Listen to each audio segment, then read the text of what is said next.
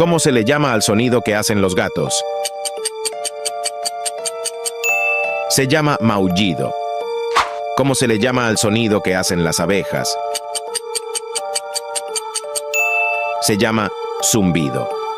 ¿Cómo se le llama al sonido que hacen los lobos?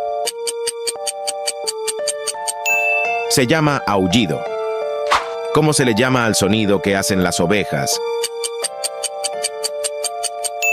Se llama balido. ¿Cómo se le llama al sonido que hacen las gallinas? Se llama cacareo. ¿Cómo se le llama al sonido que hacen los caballos? Se llama relincho.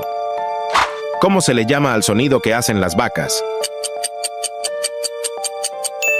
Se llama mugido.